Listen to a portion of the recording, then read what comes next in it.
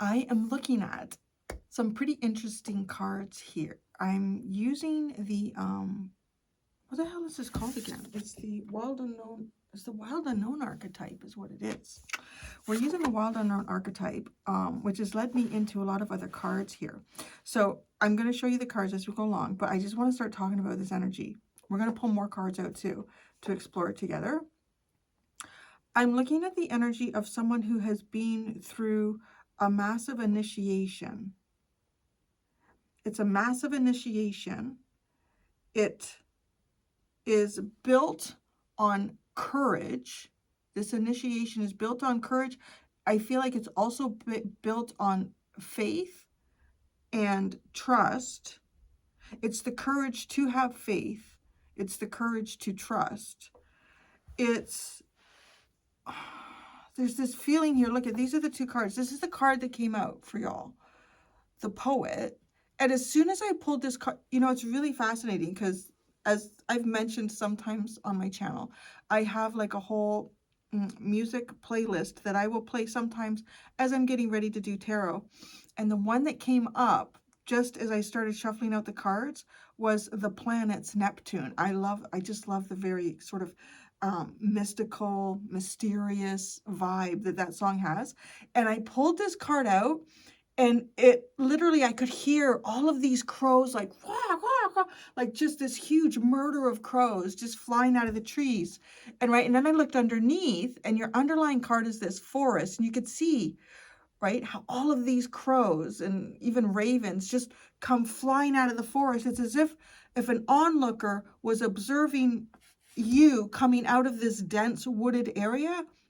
There's this disturbance, but it's more like a sort of an auric field that you have, like this auric field within you, as opposed to like a dramatic movement. You know, a lot of times there's some type of dramatic movement that causes the birds to take off like that, sort of a warning, but it's not really a warning. It's almost like, well, it also mimics, we'll get into this card in a minute too, the singer of Transfiguration is where this energy is all going. And we'll get to there soon enough. But it's like something is taking flight. Something is taking flight within you. Also, this crystal ball is what really drew me to this image. Just the glow that her hands are taking on from this glowing, it's like a crystal ball, but yet when I look at it more and more, it feels more like the moon, right? It's almost like holding the moon in your hands and coming into some sort of intuitive, it's beyond intuition. It's an initiate, like you've been through some type of initiation in this forest. It's right. There's things that you can't see, that you've not been able to see in there. You have to rely on other senses in this energy, which is where you've been. You've been relying on other senses within this cool, damp, still, dark forest. And that's exactly how it feels like with these cards. This is the underlying card to the fairy deck, which is the guardian at the gate, right? So you have both the forest and the guardian at the gate are your underlying cards here. So that to me is the initiation. The gate for me, when we go through initiations and we are about to enter a very significant period in our soul's journey in this lifetime. The guardian serves as, right, like the gatekeeper to ensure that like it's your fate. It's your fate to walk through this period. You carve your destiny out of it, whatever it is you want to do with that, even if you don't want to go through the gate.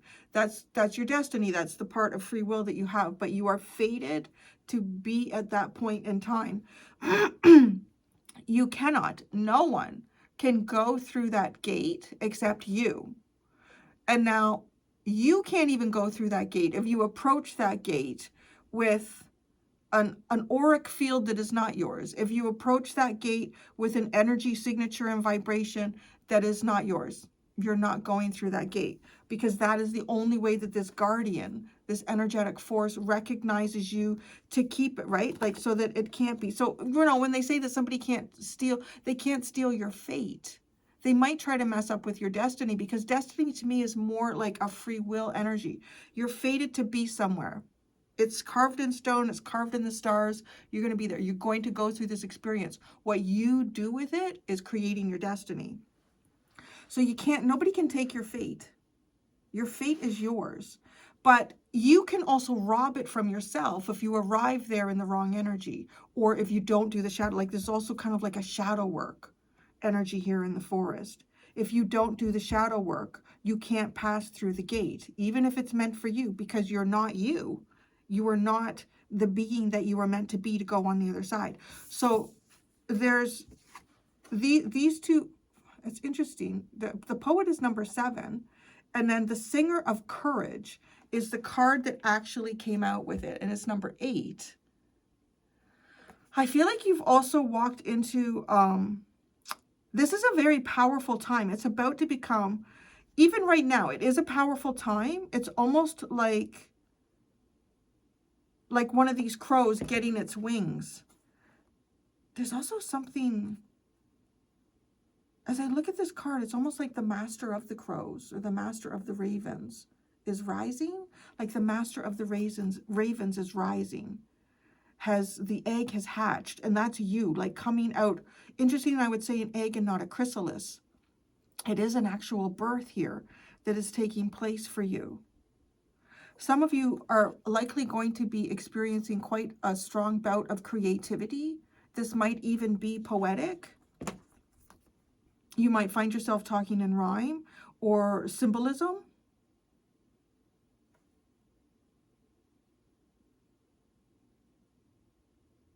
The forest also feels like an area that one becomes overly comfortable in. You know, it's kind of reminding me of if you've, you know, ever been like really, really sick and had like a fever for days, and, you know, you just kind of like, the blinds are closed and you're sipping your soup and you're under the covers and you're just trying to get better. And then the first time you kind of walk out into the light, it's like, whoa, the world is so busy and bright. There's kind of like that feeling here of slowly introducing yourself to light, but it's your light first. It's the light within you that starts to kind of like, that you harness it, and that it's also giving me this, like, if you've, what is that called where you can feel is it chi? Is that the energy? Yeah. You can feel it. Well, I can anyways. And I can almost like, it becomes a little more, tiny bit resistant as I compress the chi. I think it's called chi energy. Interesting, like a tai chi. Like, right, I feel like that is, maybe there's a sense of mastery here with this card. Now, I pulled out a tarot card. I went to the Heaven and Earth Tarot. There was a sense of a watcher with this energy too.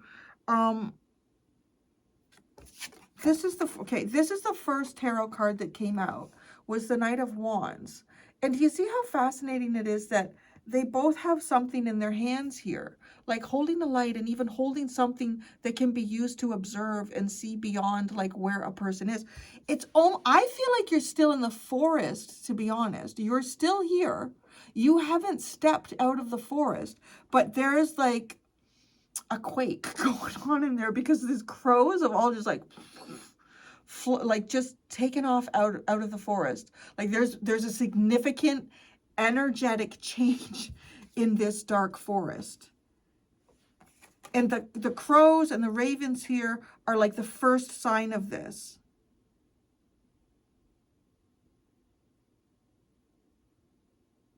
So where we're going with the courage, and then taking us into the Knight of Wands, that is like, we bring us back to the idea of like when you're really sick, like even doing shadow work is looking for the injuries, is looking for the yuck, is looking for the no good stuff within you. It's trying to understand it. It's trying to heal it. It's trying to make sense of it.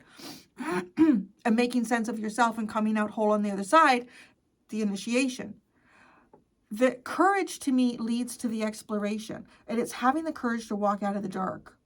Having the courage to walk out of the dark. But the first bit of light that you find is coming from within yourself.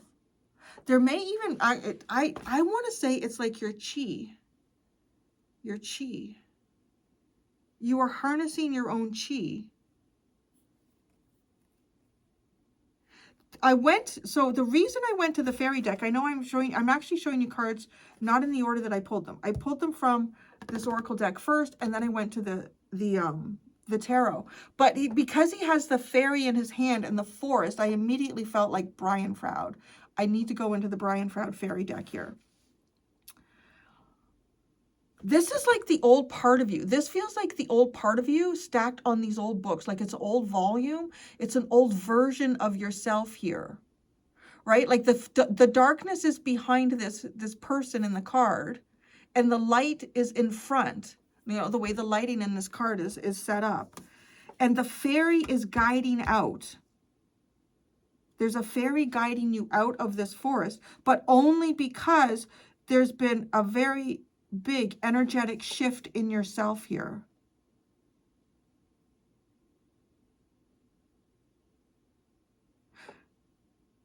It's kind of like, too, with this coming through, as you walk forward, each day is a step forward from getting more and more familiar with this energy.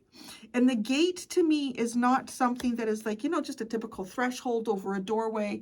The gate to me almost like looks just massive. It's just this massive gate that spans like the length of a couple of football fields. And it's walking through this gate is part of the final initiation, and you transform. Like the gate is not like you're on this side 1 minute and then you're on this side the other minute. It could take weeks. It could maybe even take months for some of you, but you're in it. You're walking through this gate. Your energy signature is pure enough at this point that the guardian has let you through. But, right, like I'm not seeing a gate that is just, you know, like a small doorway. It is like, it spans quite a long distance. And it's almost like things coming off too, which is interesting because if you think about the world card, in the world card, most of the time, the world card and the judgment card, the person depicted in it is naked. And it's because they take nothing forward with them. It is like a real rebirth coming out of the egg.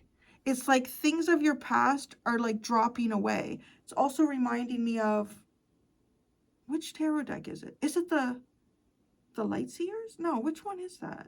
Where the Knight of Pentacles, it's almost like all of these pentacles are dropping away. All of the physical things from the past that don't serve you, but you are walking through this gateway. It's a lengthy gateway. It could even be, I'm kind of like seeing the tunnel card in the Shadows of the Middle Ages Oracle deck too. But that's, you are going, and the fact that the birds have reacted, it also, like, in some ways, it kind of serves as a warning to all of the other forest creatures, but it's more like to the crows and the ravens. This is like a celebration. It's, I don't know, it just feels like the crow, the raven leader, or, yeah. Okay, so when the card first came out and I had these, it felt a little bit like it's almost like somebody watching, observing. And I thought, if it is somebody watching and observing, what is the intention of this watcher or observer? And that's, I got the Page of Cups with that. So I felt very comfortable with that energy because, you know, the Page of Cups is hope. It's also innocence and purity of heart and emotions. It is a sense of adventure, curiosity. It's new. It's newness, right? It's newness. It's on a new journey. Oh, how fascinating. Okay, because I'm looking at these and I'm thinking, all right, right? So this signifies kind of this newness that I'm getting here. But the Knight is a step above the page. That makes a lot of sense. So the Knight is already spoken. The Page of Wands for me is usually somebody that speaks in some way or is expressing themselves in some way. Look at this. Do you want to see what the underlying card was for the the fairy deck, it was Arval Paratz. Look at what he's pointing at. He is pointing at the throat chakra. Doesn't that make sense now? That we're talking about this page energy. So the emotional, this is maybe even two. If I look at this, it's kind of sitting to me where I imagine the person's head would be. Is almost like it's sitting here. It's kind of sitting close to the heart chakra, not quite at the throat chakra, but it's sort of in between there. So it's these two areas. It's maybe even having confidence in what it is that you say. Your underlying card is a tower for this tarot deck. So there's words that you have spoken that have shattered some type of reality here. I don't feel like that this was a bad reality that you shattered. I feel like you are kind of in a way, it's almost like activating the gate. I'm seeing the gate as just this dark area that nobody can see. And all of a sudden there's something that you speak. There is some sort of truth that you declare, and then the gate, it's like all these lights just along the gate. And that almost, it's kind of like it's sitting there off in the distance, but for some reason, I don't know why, it's not different for everybody, but you sit in the forest. You sit in the forest, maybe you approach the gate in different ways, or you have different strategy in the past to approach this gate, and that's not how you come through. You come through as the Page of Cups. That's how you come through the gate. The initiation is first initialized with your spoken word. This is not keeping something to yourself. This is opening up and speaking your truth. And it shatters reality. And in the reality shattering here, it could literally have felt catastrophic. It could have felt like a catastrophe. And that could even be like how you end up in the forest here.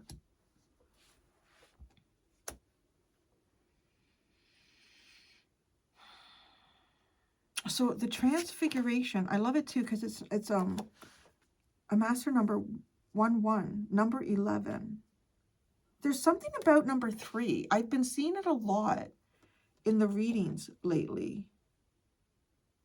Like, you know, there'll be sequence, well, there could be card number 23 and 53 and 43.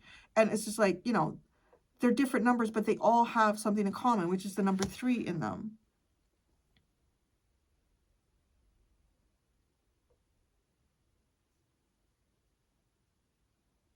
There's a real sense of following your magic here, trusting in your magic. I'll leave the Tower card. No, I'm going to keep the Tower card in there.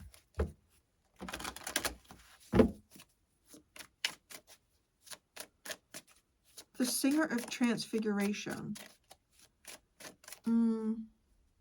Actually, no, that's not what I wanted. No, it is. Yeah. Okay, because the fairy that I asked about here that's in the hand is the Fairy of Transfiguration. So this is like all of the... This feels like this fairy is guiding you through this gateway tunnel system onto the other side. When you come out on the other side, you are a version of yourself that you were meant to be in a new reality.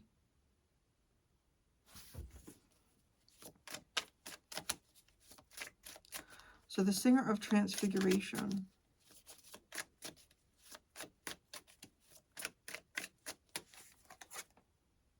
Oh my God. Wow. You got the Death card. Jeez. Oh, that's amazing. I mean, it is. Wow. There's some oldness here to your soul. You're uncovering something. Okay. The transformation that you are going through, that you've been going through, is like I've called it an initiation. It's important to understand that this initiation is coming from the soul level. That this initiation is not something that is involved with your ego. This initiation is really, for the most part, not something that is involved with your body. You are just utilizing, okay, the body is acting as the challenge, is how this is coming through for me. So it's literally like the body that you have chosen to incarnate in this lifetime has posed a specific challenge to your soul to be able to, that is very likely connected to maybe the ego and maybe the mind that is you know, part of the DNA signature of the body that you are in. And it has a unique challenge to your soul specifically that blocks your soul from initiating, from having more control, being heard more strongly than the body that you're within. It kind of is like, if you imagine yourself in an incarnation after this one at some point,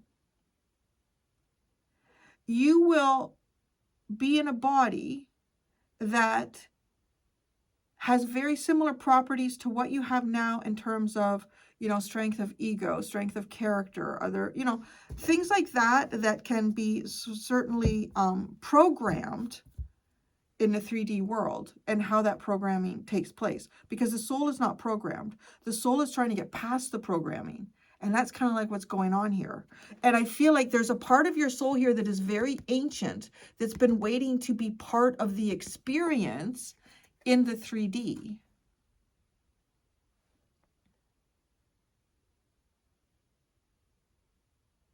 And you've, you know, it may have taken some lifetimes to get to this point, because this is a very significant point. The way, you know, the cards are showing me, the energy that I'm seeing. This is a very significant point in your journey. You're rooted here, right? You're connected through karmic energies, like we all are, through choices and actions that we take. But this really, like the age of the soul here, and all of this kind of universal energy just sort of busting through. There's a part of yourself here that you've had to conquer. Once you do it, actually, I feel like to some degree you have. I feel like to some degree you have. And what's happening now, it's almost like if you've had to figure out how to, you know, if you're covered in armor, if the armor sort of is the symbol of what has kept your soul held back, it's like figuring out what is the first nut or bolt that I need from the inside. I need to like screw up and put, and then the panels start coming off. That's kind of like what I see, like these panels are starting to come off as you walk through this gate and you are reborn. Your soul is activated. That's pretty interesting. Your soul is going through a massive activation.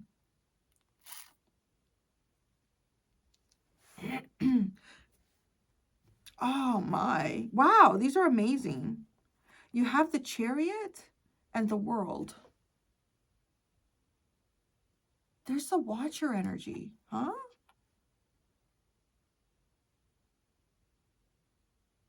That is giving me the symbolism of what I just talked about. Like each lifetime, there's a new challenge in the body of the person that you have chosen to incarnate as.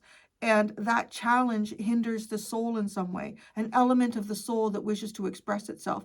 A talent, a magic ability that the soul is sort of suppressed by the physicality of the body that you're in. And it's with this infinite snake going over time, facing these challenges, seeing yourself. Now, it's the eye to me is, right, we call it the window to the soul.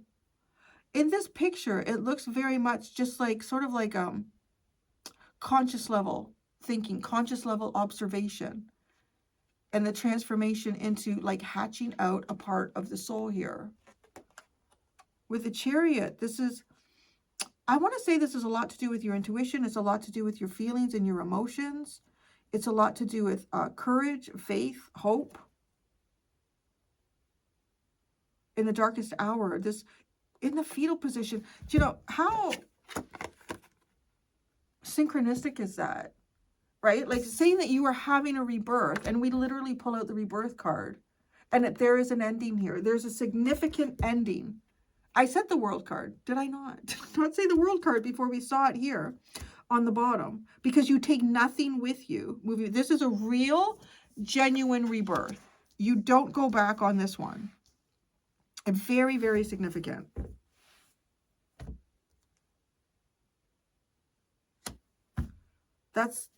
that's what I have in this in this reading. I am going to go do the extended. In the extended, I'm going to continue to shuffle out of the